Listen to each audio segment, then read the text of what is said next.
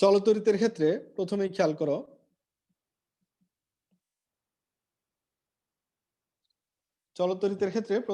করো, এখানে হলো একটা পরিবাহীর মধ্য দিয়ে যখন তড়িৎ প্রবাহিত হয় তখন কিন্তু সে একটা বাধার সম্মুখীন হয়। সে বাধাকে কি বলা হয়? সে বাধাকে বলা হয় কি? রোধ। এই রোধের একক কি? রোধের একক কি? আমরা সবাই জানি রোধের একক হলো ওহম। এই রোধের সাথে কিন্তু কয়েকটা বিষয় সম্পর্ক আছে। কয়টা বিষয় সম্পর্ক আছে? চারটা বিষয় সম্পর্ক আছে। রোধের সাথে কয়টা বিষয় সম্পর্ক আছে? চারটা বিষয় সম্পর্ক আছে। সেই চারটা বিষয় কি কি? একটা হলো পরিবাহীর দৈর্ঘ্য, একটা হলো পরিবাহীর ক্ষেত্রফল, একটা হলো পরিবাহীর উপাদান, একটা হলো পরিবাহীর তাপমাত্রা। এই চারটা বিষয়ের উপর কি করে? রোধ নির্ভর করে। দৈর্ঘ্যের সাথে রোধের সম্পর্ক কি? দৈর্ঘ্যের সাথে সম্পর্ক হলো সমানুপাতিক, অর্থাৎ পরিবাহীর দৈর্ঘ্য বাড়লে রোধ বাড়বে। পরিবাহীর দৈর্ঘ্য বাড়লে কি হবে? রোধ বাড়বে। 2 নাম্বার জিনিস হলো ক্ষেত্রফল। রোধের সাথে ক্ষেত্রফলের সম্পর্ক কি? রোধের সাথে ক্ষেত্রফলের সম্পর্ক হলো ব্যস্তানুপাতিক, অর্থাৎ ক্ষেত্রফল বাড়লে রোধ কমবে। ক্ষেত্রফল বাড়লে রোধ কমবে। উপাদান এবং তাপমাত্রা, একই উপাদানের সবগুলা রোধ কি হবে? সেম হয়। আর তাপমাত্রার উপরও রোধের নির্ভর করে। তাপমাত্রা বাড়লে রোধ বাড়ে পরিবাহীর, তাপমাত্রা কমলে রোধ কমে। শুধু পরিবাহীর ক্ষেত্রে। অর্ধ পরিবাহীর ক্ষেত্রে কিন্তু তাপমাত্রা বাড়লে রোধ কমে যায়। এখন আমরা বললাম তাপমাত্রা বাড়লে পরিবাহী রোধ কি করে? তাপমাত্রা বাড়লে পরিবাহী রোধ কি হয়? বাড়ে। তাপমাত্রা কমলে পরিবাহী রোধ কমে। এখন তাপমাত্রা বাড়লে পরিবাহী রোধ বাড়বে, এটা কিন্তু স্বাভাবিক। এখন পরিবাহীর রোধ কমে যায় এমন একটা পরিবাহীর নাম হলো ব্যতিক্রম পরিবাহী, সেটা হলো কার্বন। কার্বন পরিবাহী, এটা কিন্তু অর্ধ পরিবাহী না। কার্বন পরিবাহী হওয়া সত্ত্বেও তাপমাত্রা বাড়ালে কি হয়? রোধ কমে। এখন আসি, এই যে দৈর্ঘ্য এবং ক্ষেত্রফলের সূত্র দুইটাকে যদি আমরা একসাথে করি, আর সমানুপাতিক কি দাঁড়ায়? L/A। তো সমানুপাতিক ধ্রুবকটা তুলে দিলে রো একটা জিনিস পাওয়া যায়, ইনটু L/A। তো রো জিনিসটা হলো আপেক্ষিক রোধ। আপেক্ষিক রোধের সমীকরণ কি? Rho is equal to RA divided by L। আর জিনিসটা কি? আর জিনিসটা কি? ওহম। এ জিনিসটা কি? একক আর কি, মিটার স্কোয়ার। এল হলো মিটার। তাহলে আমরা কি পাচ্ছি? আপেক্ষিক রোধের একক কি পাচ্ছি? Ohm, metre. এই আপেক্ষিক রোধ শুধুমাত্র উপাদানের উপর নির্ভর করে। এখন যদি বলা হয় উপাদানের উপর নির্ভর করতে, বলে কি? তামার তার বা তোমার দস্তার তার, যে কোনো কিছু তার, আলাদা আলাদা অ্যালুমিনিয়ামের তার নাও, তুমি তারের উপাদান যদি ভিন্ন করো তাহলে আপেক্ষিক রোধে ভিন্নতা আসবে। এবার আসি আমরা রোধের উষ্ণতা সহগ। হ্যাঁ, তাপমাত্রার উপরে ডিপেন্ড করে উপাদান। যদি অপশনে দেখো দুইটা একসাথে আসছে, উপাদান ও তাপমাত্রা আসছে, তখন তুমি উপাদান ও তাপমাত্রাও দিতে পারবা। বইয়ের লাস্টের দিকে কিন্তু আবার লেখা আছে উপাদান ও তাপমাত্রার উপর নির্ভর করে আপেক্ষিক রোধ। তাপমাত্রা দিলে ভুল নাই। যদি দুইটা আনসার চাই তখন উপাদান ও তাপমাত্রা দিবা, যখন একটা সিঙ্গেল আনসার খুঁজবে তখন হলো উপাদান দিবা। আচ্ছা, এখন আসি আমরা রোধের উষ্ণতা সহগ জিনিসটা হলো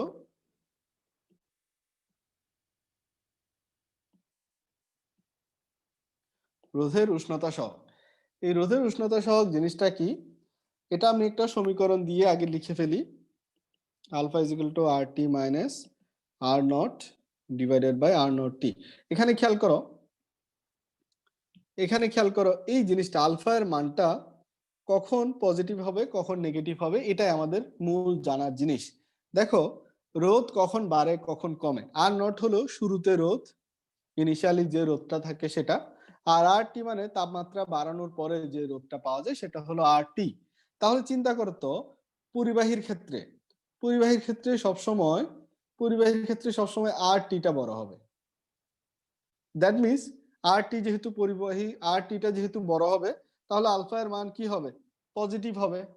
তাহলে পরিবাহীর ক্ষেত্রে রোধের উষ্ণতা সহগের মান কি? পজিটিভ। অর্ধ পরিবাহীর ক্ষেত্রে আমরা জানি তাপমাত্রা বাড়ালে রোধ কমে। অর্ধ পরিবাহীর ক্ষেত্রে তাহলে আর টিটা কি হবে? আর নট থেকে ছোট হবে। তাহলে আর নট থেকে ছোট হলে আর টি মাইনাস আর নট এর মানটা কি আসবে? নেগেটিভ আসবে। নেগেটিভ আসলে আলফা এর মানও কি আসবে? নেগেটিভ আসবে। তাহলে অর্ধ পরিবাহীর ক্ষেত্রে রোধের উষ্ণতা সহগের মান কি হবে? ঋণাত্মক হবে। কার্বনের ক্ষেত্রে কি হবে বলতো? ধনাত্মক নাকি ঋণাত্মক? কার্বনের ক্ষেত্রেও ঋণাত্মক হবে, নেগেটিভ। সাবাস। আচ্ছা, এখন এই আলফা এর মান অর্ধ পরিবাহীর ক্ষেত্রে আলফা এর মান মোটামুটি এরকম মানের থাকে, -6 × 10⁻² পার ডিগ্রি সেন্টিগ্রেড। এখানে দেখো পার ডিগ্রি সেন্টিগ্রেড দেখে আমরা এখানে কি শিখে ফেললাম? যে রোধের উষ্ণতা সহগের একক হলো পার ডিগ্রি সেন্টিগ্রেড, বা মনে রাখবা পার কেলভিন। আরো কিছু আলফা এর মান একটু মনে রাখার চেষ্টা করব, যেমন হলো অ্যালুমিনিয়াম এবং গ্রাফাইট। অ্যালুমিনিয়ামের, আচ্ছা গ্রাফাইট জিনিসটা, গ্রাফাইটের আলফা এর মান পজিটিভ হবে নাকি নেগেটিভ হবে বলতো? গ্রাফাইট মানে কিন্তু কার্বনের রূপভেদ।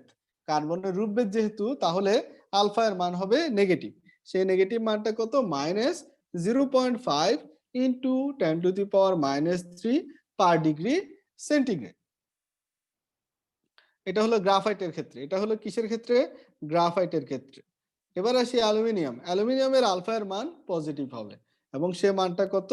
3.9 × 10⁻³ পার ডিগ্রি সেন্টিগ্রেড।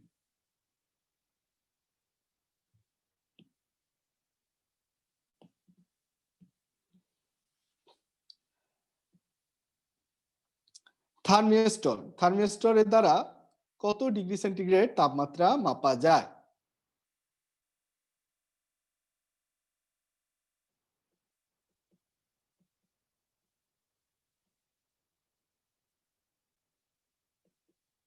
অর্ধপরিবাহীর মান -6 × 10⁻² হলো অর্ধপরিবাহীর মান। থার্মিস্টর দিয়ে কত ডিগ্রি সেন্টিগ্রেড তাপমাত্রা মাপা যায়? 0.005 ডিগ্রি সেন্টিগ্রেড তাপমাত্রা কি করা যায়? মাপা যায়। তাহলে অল্প তাপমাত্রা মাপার জন্য কি করা হয়? থার্মিস্টর ইউজ করা হয়। তাহলে বড় যেগুলো আছে, তো কি হয়েছে? তো তকির পরিবাহিত, তো কি হয়েছে? তো ইলেকট্রন পরিবহন করে। তো আমি তো বললাম এটা পরিবাহী, কিন্তু কাজ করে হলো, হ্যাঁ নেগেটিভ তো দিলাম। গ্রাফাইটে তো নেগেটিভ, -0.5 ইন্টু, গ্রাফাইটের ক্ষেত্রে -0.5 × 10⁻³ দিলাম তো। রোধ থার্মোমিটারের সাহায্যে কত তাপমাত্রা মাপা যায়? রোধ থার্মোমিটারের সাহায্যে কত তাপমাত্রা মাপা যায়? রোধ থার্মোমিটারের সাহায্যে মাপা যায় -250 ডিগ্রি সেন্টিগ্রেড থেকে 1300 ডিগ্রি সেন্টিগ্রেড।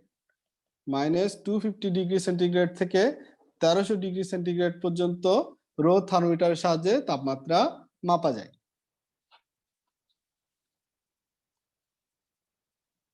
এবার আসি জুলের তাপীয় ক্রিয়া।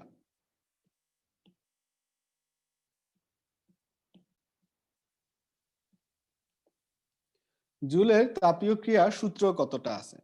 জুলের তাপীয় ক্রিয়ার সূত্র আমরা কতটা জানি? 3টা সূত্র জানি। সূত্র 3টা কি? যে কোনো পরিবাহিতে উৎপন্ন তাপ প্রবাহিত বিদ্যুতের বর্গের সমানুপাতিক, প্রবাহিত বিদ্যুতের বর্গের সমানুপাতিক, এবং পরিবাহী রোধের সমানুপাতিক। যত সময় ধরে চলবে অর্থাৎ সময়কালে সমানুপাতিক। দুইটা সমানুপাতিক, আর একটা হলো প্রবাহ মাত্রার বর্গের সমানুপাতিক। এখান থেকে প্রশ্নগুলা কি আসে যে প্রবাহ মাত্রা দ্বিগুণ করলে উৎপন্ন তাপ কত গুণ হবে? প্রবাহ মাত্রা দ্বিগুণ করলে উৎপন্ন তাপ কত গুণ হবে? উৎপন্ন তাপ হবে 4 গুণ। প্রবাহ মাত্রা দ্বিগুণ করলে উৎপন্ন তাপ হবে কি? 4 গুণ। আচ্ছা, এখন আসি আমরা তাপের যান্ত্রিক সমতা। তাপের যান্ত্রিক সমতা নির্ণয়ের কয়টা পদ্ধতি আছে? তাপের যান্ত্রিক সমতা নির্ণয়ের পদ্ধতি হলো 2টা। তাপের যান্ত্রিক সমতা নির্ণয়ের পদ্ধতি কয়টা? 2টা পদ্ধতি আছে। একটা হলো জুলের পদ্ধতি, একটা হলো জুলের পদ্ধতি, আরেকটা হলো ক্যালেন্ডার বার্নসের পদ্ধতি। আরেকটা হলো কি ক্যালেন্ডার বার্নসের পদ্ধতি। দুইটা পদ্ধতি আছে তাপের যান্ত্রিক সমতা নির্ণয়ের জন্য। আমি খুব জটিল কিছু করব না, সহজে বোঝানোর চেষ্টা করতেছি। ফিজিক্স তোমাদের নাকি অনেকের কঠিন লাগে। Is equal to V plus I R, এই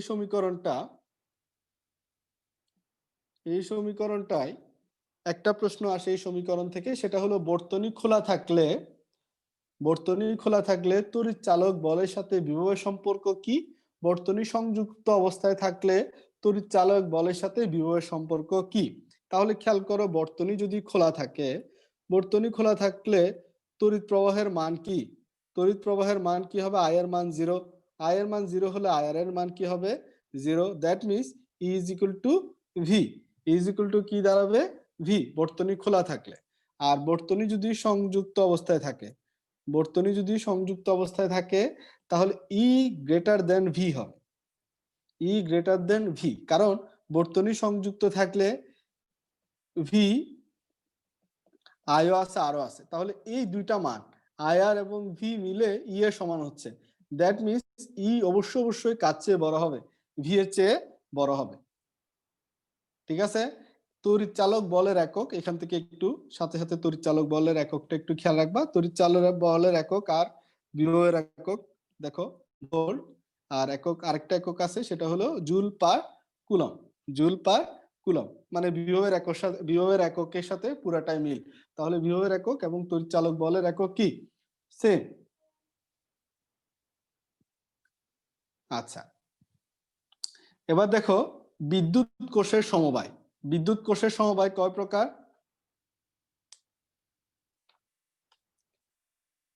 বিদ্যুৎ কোষের সমবায় হলো 3 প্রকার দিবা, পরীক্ষায় যদি আসে 3 প্রকার দিও। বিদ্যুৎ কোষের সমবায় একটা হলো শ্রেণী, একটা হলো সমান্তরাল, একটা হলো মিশ্র। এই মিশ্রটা কোনো বইয়ে নাই, তো পরীক্ষায় আসলে 3 প্রকারে দিবা। বিদ্যুৎ কোষের সমবায় কত? 3 প্রকার। তো এই শ্রেণী সমবায়ের ক্ষেত্রে সমীকরণ আর সমান্তরাল সমবায়ের ক্ষেত্রে সমীকরণ পরীক্ষায় আসে। কোন সমীকরণটা শুদ্ধ নয় বা কোন সমীকরণটা ভুল আছে বা কোন সমীকরণটাকে ভুল বললে শুদ্ধ হবে, ঠিক আছে, এই ধরনের কথাগুলো পরীক্ষায় আসে। তো শ্রেণী সমবায়ের ক্ষেত্রে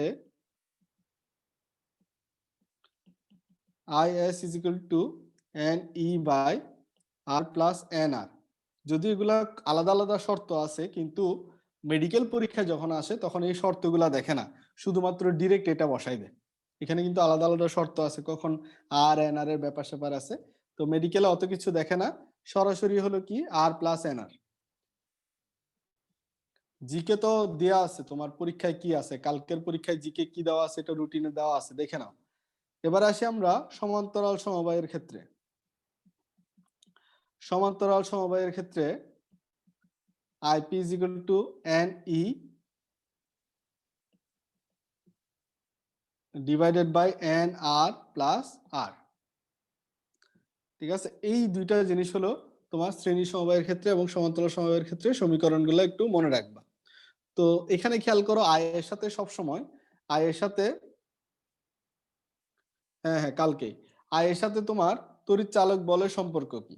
আই এর সাথে তড়িৎ চালক বলের সম্পর্ক কি, অর্থাৎ তড়িৎ প্রবাহের সাথে তড়িৎ চালক বলের সম্পর্ক কি? সম্পর্কটা হলো সমানুপাতিক, অর্থাৎ তড়িৎ চালক বল বেশি হলে বিদ্যুৎ প্রবাহ কি হবে?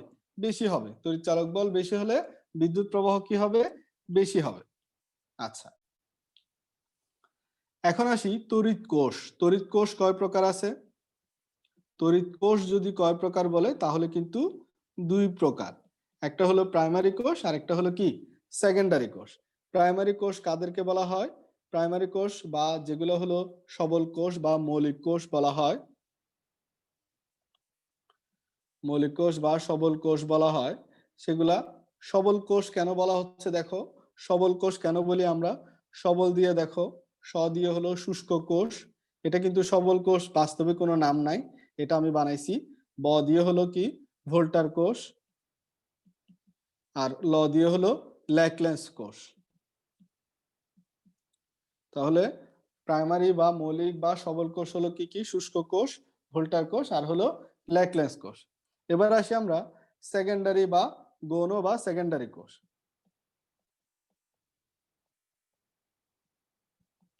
গৌণ বা সেকেন্ডারি কোষ হলো সীসা অ্যাসিড সঞ্চয়ী কোষ। সীসা অ্যাসিড সঞ্চয়ী কোষ,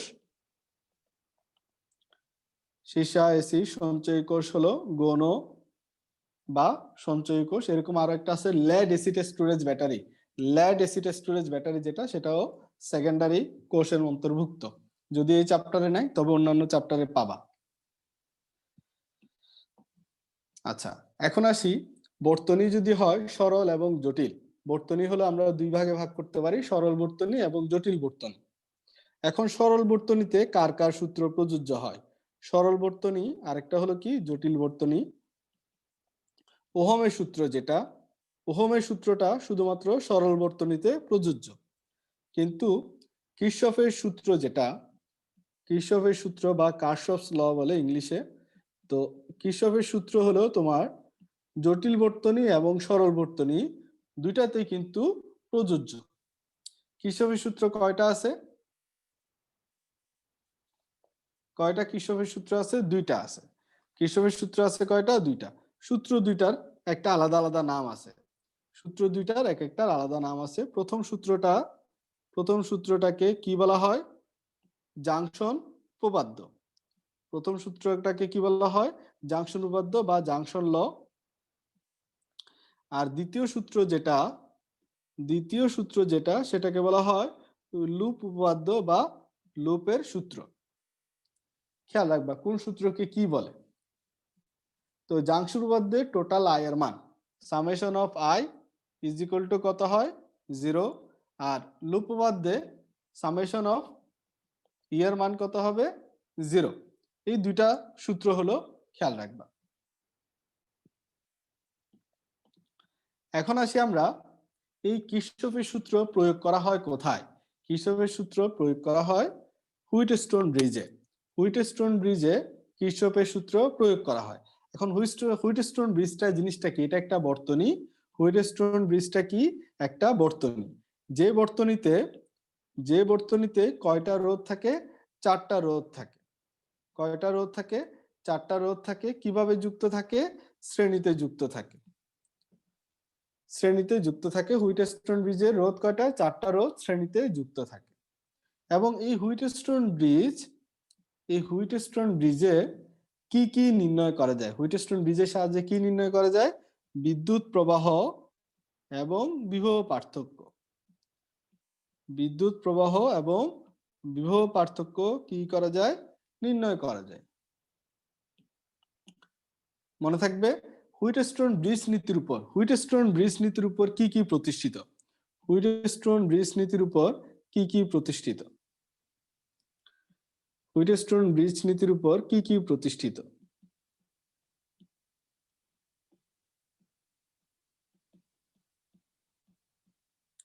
কি কি প্রতিষ্ঠিত এটা যদি আমরা দেখি, প্রথমে আমাদের জানতে হবে মিটার ব্রিজ এবং পোস্ট অফিস বক্স।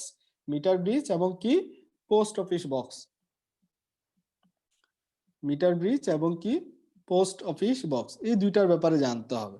মিটার ব্রিজে যে তারটা ইউজ করা হয় সেটা দৈর্ঘ্য কত? 1 মিটার। এই জন্য নাম কি? Metre bridge. মিটার ব্রিজ দিয়ে কি নির্ণয় করা হয়? মিটার ব্রিজ দিয়ে হলো আপেক্ষিক রোধ নির্ণয় করা হয়। এবার আসি post office box. Post office box দিয়ে কি নির্ণয় করা হয়? অজানা রোধ। এই দুইটার মধ্যে কোনো কনফিউশন করিও না। অজানা রোধ নির্ণয় করা হয় কি দিয়ে? পোস্ট অফিস বক্স দিয়ে। অজানা রোধ নির্ণয় করা হয় কি দিয়ে? পোস্ট অফিস বক্স দিয়ে। আচ্ছা, রোধের বিপরীত রাশি এগুলো আমি অলরেডি পড়াই ফেলছি, তোমরা যারা ক্লাস করছো তারা জানো।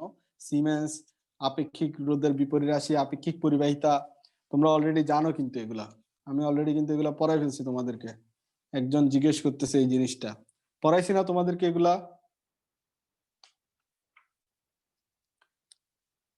আমি কিন্তু পড়াইছি। কোন চ্যাপ্টারে পড়াইছি এবার মনে করতে থাকো। তড়িৎ রসায়ন, বিশাল আনসার দিছে অলরেডি। তড়িৎ রসায়ন আমি কিন্তু এগুলা পড়াই আসছি। আচ্ছা, যেটা বলতেছিলাম হুইটস্টোন ব্রিজে, সরি, এই যে পোস্ট অফিস বক্সের, হ্যাঁ পোস্ট অফিস বক্সে তাহলে কি নির্ণয় করা হয়? অজানা রোধ নির্ণয় করা হয়। এই পোস্ট অফিস বক্সকে বলা হয় হুইটস্টোন ব্রিজের ঘন সংবদ্ধ রূপ। এই লাইনটা পরীক্ষায় কেন যে এত প্রিয় আমি জানি না, স্যাররা প্রায় সময় এই জিনিসটা দেয় যে হুইটস্টোন ব্রিজের ঘন সংবদ্ধ রূপকে কি বলা হয়, মনে থাকবে? আচ্ছা, এখন আসি আমরা পটেনশিওমিটার। পটেনশিওমিটারের সম্পর্কে দেখো, পটেনশিওমিটার লাইনটা যদি একটু পড়ো, শব্দটা যদি আমি একটু পড়ে শোনাই, পোটেনশিওমিটার। পোটেনশিওমিটার দেখো পরীক্ষায় আসতে পারে। পোটেনশিওমিটারের প্রথম কথা হলো পোটেনশিওমিটারের কাজ কি? পোটেনশিওমিটারের কাজ হলো মূলত দুইটা কোষের তড়িৎচালক বলের তুলনা করা।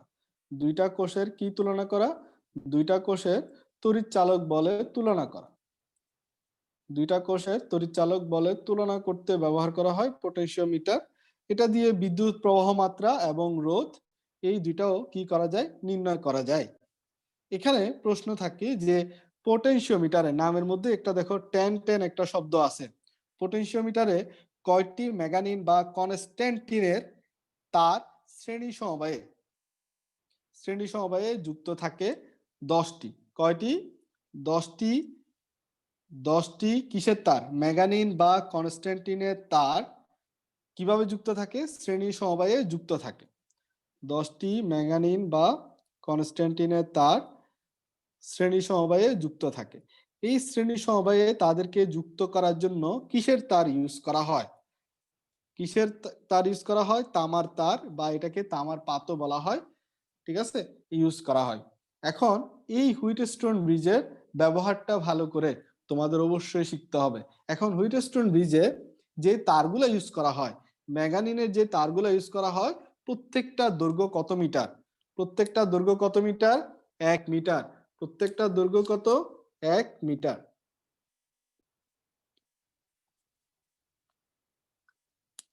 প্রত্যেকটা দৈর্ঘ্য যদি 1 মিটার হয় তাহলে টোটাল ম্যাগানিনের দৈর্ঘ্য কত? ম্যাগানিন তারগুলোর টোটাল দৈর্ঘ্য কত?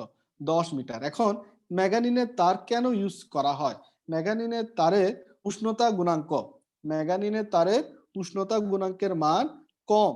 এই জন্য পটেনশিওমিটারে পটেনশিওমিটারে তোমার তড়িৎ চালক বলের তুলনা করার জন্য ম্যাগানিনের তার কি করা হয়? ব্যবহার করা হয়। বৈদ্যুতিক ফিউজ। বৈদ্যুতিক ফিউজ জিনিসটা কি? বৈদ্যুতিক ফিউজ জিনিসটা কি? কি দিয়ে তৈরি প্রথমে সেটা আমরা জানি। বৈদ্যুতিক ফিউজ জিনিসটা কি দিয়ে তৈরি? বৈদ্যুতিক ফিউজ জিনিসটা হলো 3 ভাগ সীসা এবং 1 ভাগ টিন দিয়ে তৈরি জিনিসকে বলা হয় কি? বৈদ্যুতিক ফিউজ। এই বৈদ্যুতিক ফিউজে তাহলে সীসা এবং টিনের অনুপাত কত? সীসা মানে কিন্তু ল্যাড, খেয়াল রাখো। টিন মানে SN, এগুলোও খেয়াল রাখতে হবে। আচ্ছা, এই যে বৈদ্যুতিক ফিউজ, এই বৈদ্যুতিক ফিউজের রোধ কি বেশি থাকে নাকি কম থাকে? এই যে বৈদ্যুতিক ফিউজ যেটা, সেটা রোধ কি থাকে? কম থাকে না বেশি থাকে? বৈদ্যুতিক ফিউজের রোধ কম থাকে। গলনাঙ্ক কেমন থাকে বৈদ্যুতিক ফিউজের? গলনাঙ্ক গলনাঙ্ক কম থাকে। বৈদ্যুতিক ফিউজের গলনাঙ্ক কম থাকে। কতের কম থাকে? 300 ডিগ্রি সেন্টিগ্রেডের কম থাকে। তাহলে বৈদ্যুতিক ফিউজের রোধও কম থাকে, গলনাঙ্ক কম থাকে। এবং গলনাঙ্কটা কতের কম থাকে? 300 ডিগ্রি সেন্টিগ্রেডের কম থাকে। তাহলে রোধ যেহেতু কম, তাহলে পরিবাহিতা কি হবে? রোধ যেহেতু কম, পরিবাহিতা কি হবে? বেশি নাকি কম? পরিবাহিতা হবে কি? বেশি। মনে থাকবে? আচ্ছা, এখন আসি আমরা এমিটার। এমিটার জিনিসটা, এমিটার দিয়ে কি মাপা হয় বলতো? এমিটার দিয়ে কি মাপা হয়? এমিটার দিয়ে তড়িৎ প্রবাহ মাপা হয়। এমিটার দিয়ে কি মাপা হয়? তড়িৎ প্রবাহ মাপা হয়। এমিটার হলো বর্তনীতে কিভাবে যুক্ত করা হয়? শ্রেণী সমবায়ে নাকি সমান্তরাল সমবায়ে? এমিটার হলো শ্রেণী সমবায়ে যুক্ত করতে হয়। এমিটার কিভাবে যোগ করতে হয়? শ্রেণী সমবায়ে যোগ করতে হয়। এই কথাটা একটু ভালো করে মনোযোগ দিয়ে। এখন এমিটারটা শ্রেণী সমবায়ে যুক্ত করতে হয়, গ্যালভানোমিটারের সাথে সমান্তরাল সংযুক্ত করতে হয়। যেই স্বল্প মানের রোধ, সেটার নাম কি? সেটার নাম হলো শান্ট। তাহলে শান্ট কিভাবে যুক্ত করব গ্যালভানোমিটারের সাথে? শান্ট কিভাবে যুক্ত করব? সমান্তরালে। শান্ট জিনিসটা কি? স্বল্প মানের রোধ। স্বল্প মানের রোধ, যেটা হলো কার সাথে যুক্ত করব? গ্যালভানোমিটারের সাথে যুক্ত করব। এখন এই শান্ট যেটা আছে,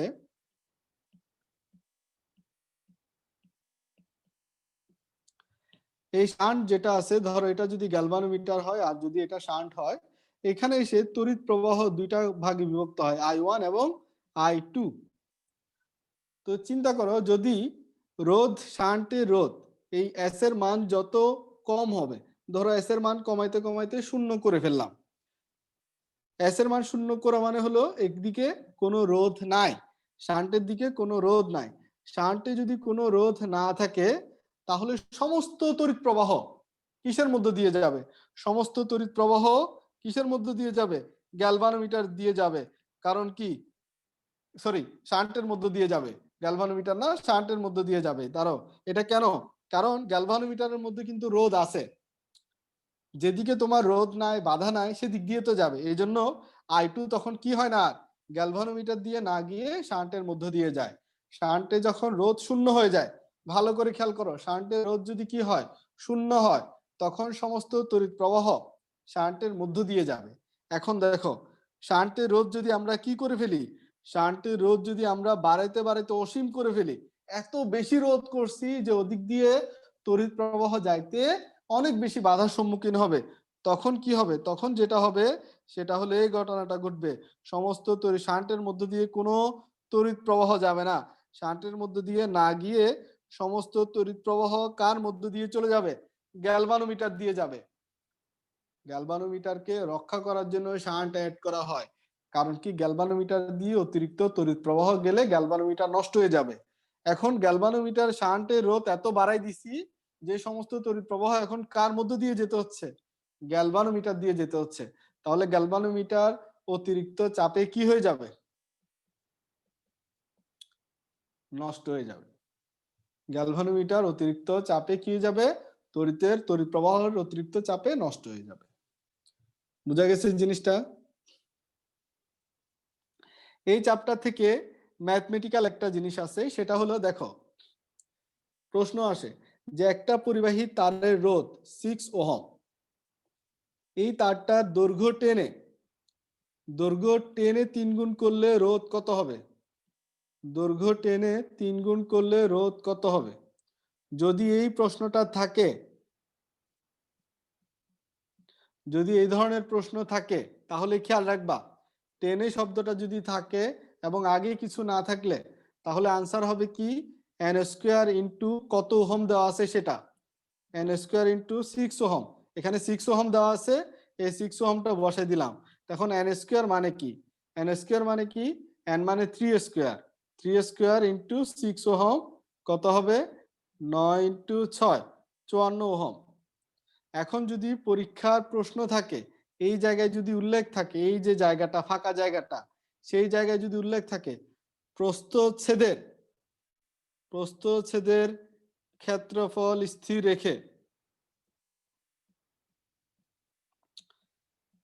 রেখে দৈর্ঘ্য টেনে 3 গুণ করলে রোধ কত হবে?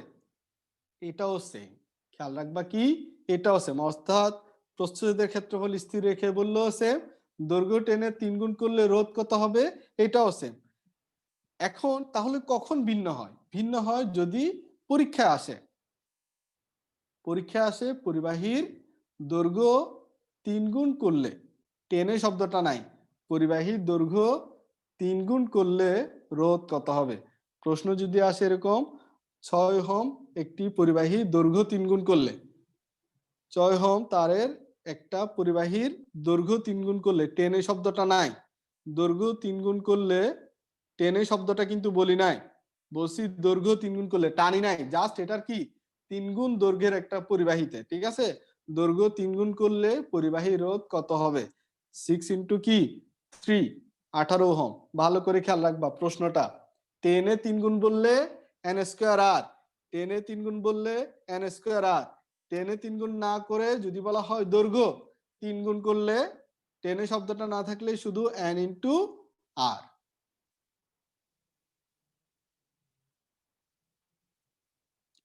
বললাম তো 3 গুণ দৈর্ঘ্যের একটা পরিবাহী নিতে পারে সে, ওটারে যে টেনে 3 গুণ করে বলে নাই তো। এখন প্রশ্ন হলো, আরেকটা প্রশ্ন হলো 220 ভোল্ট 44 ওয়াট ভালভের মধ্য দিয়ে, এরকম একটা ইয়া দিয়ে দিবে, বলবে ভালভের মধ্য দিয়ে প্রবাহিত তড়িৎ কত এবং রোধ কত। প্রবাহিত তড়িৎ কত এবং রোধ কত, এটা একদম সহজ, আমরা তো জানি। ভি দেখো কি কি দেওয়া আছে, বিভব দেওয়া আছে, তারপরে কি দেওয়া আছে, পি দেওয়া আছে। পি মানে কি? ক্ষমতা। পি মানে কি? ক্ষমতা। তাহলে এখান থেকে প্রশ্ন হতে পারে। প্রশ্ন কি? আচ্ছা, I is equal to 0.2 already অনেকেই আনসার করে ফেলছে। একজন বলছে 50 অ্যাম্পিয়ার। আচ্ছা,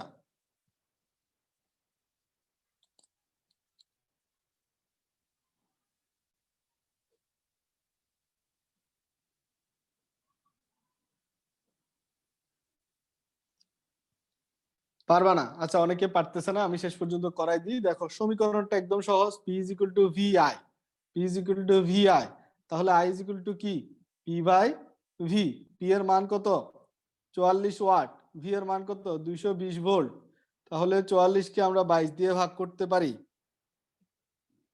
তাহলে কত আসতেছে? 0.2। আর এর মান, আর এর মান কিভাবে বের করা যায়?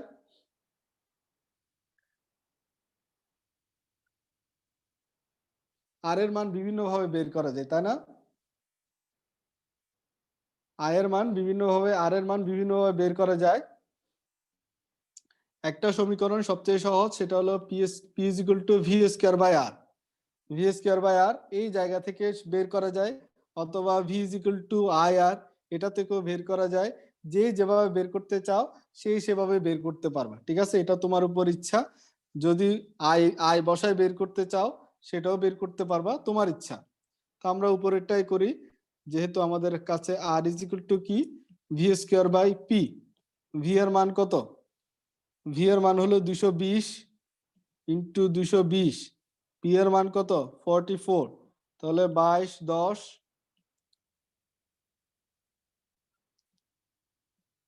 110, তাহলে কত আসে? 1100। 1100 ওহম। তাহলে রোধ কত আসে? 1100 ওহম। তো আমার মনে হয় তোমরা এই ধরনের প্রশ্নগুলা আনসার করতে পারবা পরীক্ষায় আসলে।